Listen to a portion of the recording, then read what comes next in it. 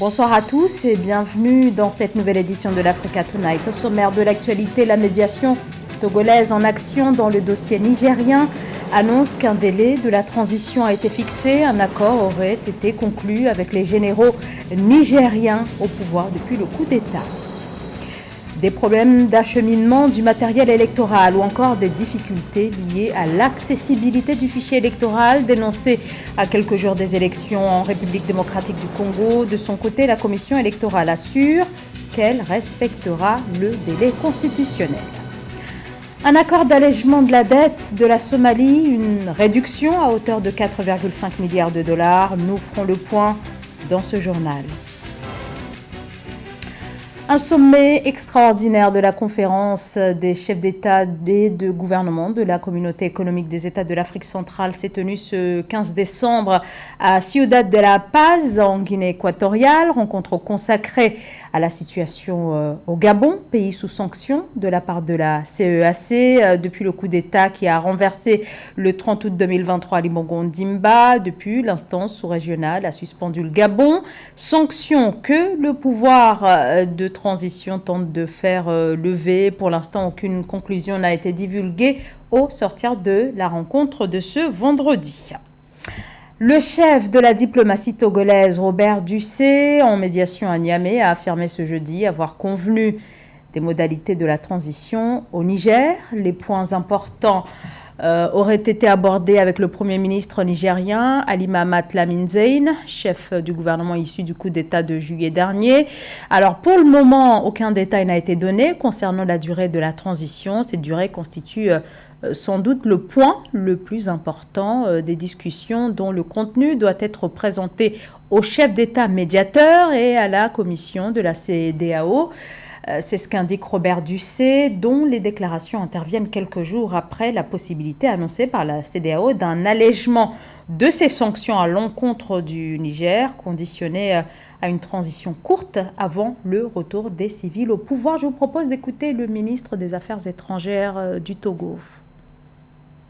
Avec le Premier ministre et notre homologue, le ministre des Affaires étrangères du Niger ici présent, nous avions travaillé et convenu du contenu, du timing de la transition, ce qui est une avancée, et nous allons d'ores et déjà présenter au chef d'État médiateur et à la commission de la CEDEAO ce contenu que nous avions convenu ensemble, en espérant qu'en janvier, le chronogramme attendu par la CEDEAO sera connu suite au travail que nous aurons avec la partie nigérienne. Et alors que les émissaires de la CEDEAO ont entamé ces discussions sur la transition avec le régime de Niamey, la Cour de justice de la CEDEAO a ordonné ce vendredi la remise en liberté du président Mohamed Bazoum et de sa famille qui depuis fin juillet sont séquestrés dans la résidence présidentielle. Il n'y aura pas de report. Nous allons tenir les élections le 20 décembre, soutient la commission électorale de la République démocratique du Congo, alors que 44 millions d'électeurs sont appelés aux urnes dans moins d'une semaine pour les élections générales, les législatives, les provinciales, les municipales et la présidentielle, et que de nombreuses failles dans le processus électoral sont dénoncées. Problèmes d'acheminement du matériel électoral dans les bureaux de vote, carte d'électeur illisible, fiabilité et difficultés liées à l'accessibilité du fichier électoral. Écoutez ce qu'en dit la CENI qui insiste sur le fait que le calendrier sera malgré tout respecté. Écoutez Denis Kadima, président de la commission électorale. J'en profite aussi pour dire un mot sur la question des cartes des électeurs. Nous savons qu'il y a des problèmes à ce sujet, mais la CENI, en plus de délivrer les duplicata, nous profitons pour rassurer l'électorat que toute personne ayant été inscrite aura l'occasion d'exercer son droit de vote. En d'autres termes, que les gens se présentent avec leur carte, quel que soit son état, parce que pour être électeur, il faut être inscrit sur la liste des électeurs. Donc que ceux qui ont des problèmes avec leur carte ne soient pas découragés, qu'ils viennent, ils seront pris en charge et ils seront en mesure de voter, quel que soit l'état de leur carte. Et même s'ils ont perdu leur carte, on pourra toujours retrouver leur nom sur la liste. J'aimerais faire un appel aux candidats pour que cette campagne continue à être paisible, parce qu'elle l'est largement. J'aimerais par cette même occasion décourager tous les actes de violence qui se posent de temps en temps.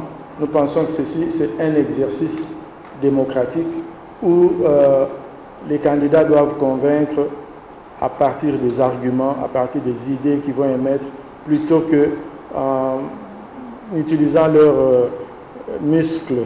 Ce n'est pas comme ça dans les jeux démocratiques. La Somalie a obtenu ce mercredi un accord d'allègement de sa dette à hauteur de 4,5 milliards de dollars auprès de ses créanciers internationaux. L'annonce a été faite par le Fonds monétaire international et la Banque mondiale. Cet accord s'inscrit dans le cadre d'un programme d'annulation de la dette dénommé Initiative en faveur des pays pauvres, une entente supervisée par le FMI et la Banque mondiale. Nathalie Mou. La dette extérieure de la Somalie est passée de 64% du PIB en 2018 à moins de 6% du PIB à fin 2023. Le pays a obtenu un allègement de 4,5 milliards de dollars de dette par le Fonds monétaire international et l'Association internationale de développement de la Banque mondiale. Le président somalien Hassan Sheikh Mohamud se réjouit de cette avancée qui permet au pays de disposer d'un budget national crédible, de recettes intérieures prévisibles et en expansion, ainsi que de systèmes de gestion des finances publiques renforcés. Nous avons amélioré notre capacité de génération de données pour mieux éclairer notre élaboration de politique afin que les interventions puissent cibler les plus vulnérables de notre société. Nous disposons désormais d'une vision et d'une orientation claire pour construire une économie meilleure et plus inclusive, guidée par un plan de développement national inclusif. Il a fallu à la Somalie près d'une décennie, 3 administrations différentes, 2 présidents et 4 ministres des Finances pour obtenir un allègement de la dette. Depuis son arrivée au pouvoir, le président Hassan Sheikh Mohamud s'est engagé dans une accélération des réformes économiques. Désormais, le pays peut réintégrer le système financier international après 30 ans d'exclusion.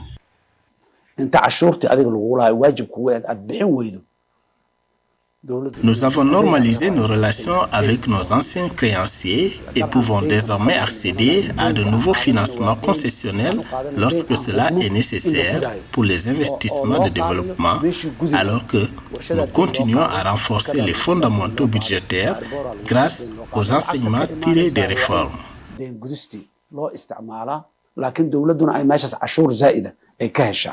Sortie d'un programme de réformes économiques restrictives, la Somalie envisage son développement économique. Le gouvernement mise sur près de 9 millions d'hectares de terres arables que compte le pays pour développer son secteur agricole. Par ailleurs, des investissements dans les domaines de la santé et l'éducation sont cruciaux, a indiqué le chef d'État somalien. Des entrepreneurs face à la problématique du financement trop risqué de miser sur certains types de sociétés, considèrent les investisseurs. C'est notamment le cas concernant les petites et moyennes entreprises, malgré leur importance dans le tissu économique. Cette problématique du financement, on la rencontre entre autres au Cameroun, où les petites sociétés continuent de souligner l'urgence de trouver des solutions. Philomène Tine. Dans le paysage économique dynamique du Cameroun, un défi de taille persiste pour les entrepreneurs locaux, les coûts d'accès au financement qui atteignent des niveaux jugés chers. Le ministère camerounais de l'économie révèle que 91% d'entrepreneurs locaux estiment que les coûts d'accès au financement dans le pays sont excessivement élevés. Seulement 6% les trouvent moyens et 3% faibles. Ces coûts comprennent non seulement des taux d'intérêt élevés, mais aussi l'assurance et le courtage.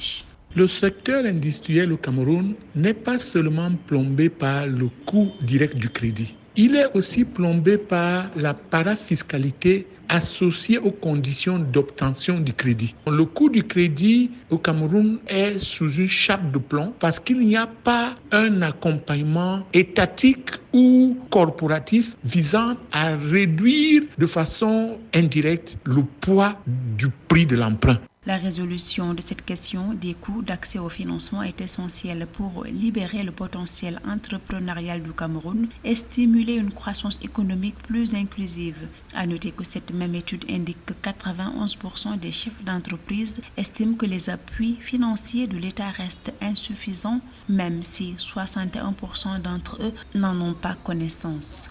La situation du coût élevé moyen de l'emprunt généralisé dans le secteur industriel et semi-industriel freine l'expansion des PME, limite la capacité des PME à embaucher et rendre des entreprises fébriles par rapport au marché. Toutes ces entreprises sont face à la concurrence et face à une telle concurrence avec des coûts de crédit indirect qui ne sont pas subventionnés, automatiquement le secteur semi-industriel et industriel est fragilisé. Toutefois, selon la situation économique et financière globale des entreprises camerounaises dressée par l'Institut national des statistiques du Cameroun, la relance de l'activité économique des entreprises modernes s'est traduite par le relèvement de 8,6% du chiffre d'affaires après contraction de 4,1% en 2021. Les entreprises évoluant dans le secteur secondaire ont enregistré une hausse des investissements de l'ordre de 51,5%. Partons maintenant à la découverte d'un dérivé de l'arc. Il s'agit de l'arc musical. On retrouve cet instrument, notamment en Afrique, où il en existe de multiples variétés de cet instrument ancestral qui appartient à la famille des cordes, que certains tentent aujourd'hui de sauvegarder, comme vous allez le voir dans ce reportage de Lefty Ounou. Intitulée La Marche des Amazones, cette performance musicale exclusive est composée à base d'arc musical à cordes frappées. C'est une œuvre de Ano Ange Daniel, professeur d'arc en bouche d'Odor, et Angéline Yenyan Touré, docteur en musicologie ethnomusicologie. Formé par l'un des pionniers de cet art, le professeur Adepo Yapo de regrettée mémoire, Ange et Angéline forment un duo spécialisé dans l'usage des instruments ancestraux à cordes. Né 3000 ans avant Jésus-Christ, l'arc musical demeure la souche des instruments à cordes qui existent dans le domaine musical, notamment la guitare, la harpe, le violon. Les arcs musicaux sont joués dans plusieurs pays d'Afrique, notamment au Bénin. Il y a Tim Winze qui en joue du Burkina Faso. Et avant lui, il y a beaucoup de musiciens d'Afrique du Sud qui en jouent dans leurs différentes formes. Il y a l'arc pincé, l'arc frotté, l'arc frappé, l'arc raclé. Nous jouons l'arc à cordes frappé avec un réservateur buccal. Nous avons inscrit cet instrument dans une dynamique de recherche scientifique. C'est l'apport scientifique mêlé à l'apport traditionnel que nous avons fait. Et nous avons hérité cela d'Adepo Yapo. L'arc musical est un instrument monocorde. Il est composé d'une branche arquée, une corde en liane plate, d'une baguette en bambou séché et un petit bâton touche. Ange et Angéline jouent des harmoniques pour créer des mélodies extraordinaires. L'arc musical est un instrument parleur qui fait partie de la dromologie. Il peut être joué dans des orchestres pentatoniques et heptatoniques. Au Quai Branly, en 2015, nous avons fait un grand concert avec un violoniste virtuose français, Jean-Philippe Odoli, le violon, l'arc musical, et la kora. Il y a eu ce brassage culturel, c'était vraiment inexplicable. Feu Adepo Yapo pionnier a composé plus d'une vingtaine de titres à base de l'arc musical, dont certains inédits. À travers des concerts, Ange et Angéline revisitent sa discographie et jouent leur création. Dans l'objectif d'une candidature multinationale, Angéline Yenyan Touré part son doctorat sur l'arc musical et le professeur Dodor Ange Daniel sollicite des moyens afin de faire inscrire au patrimoine mondial de l'humanité par l'UNESCO les arcs musicaux d'Afrique. Entre autres ambitions, le duo souhaite jouer au Zénith en France, donner des concerts d'arcs musicaux dans le monde et introduire l'arc musical dans le jazz. C'est la fin de ce journal. Merci de l'avoir suivi. Restez avec nous sur Africa 24.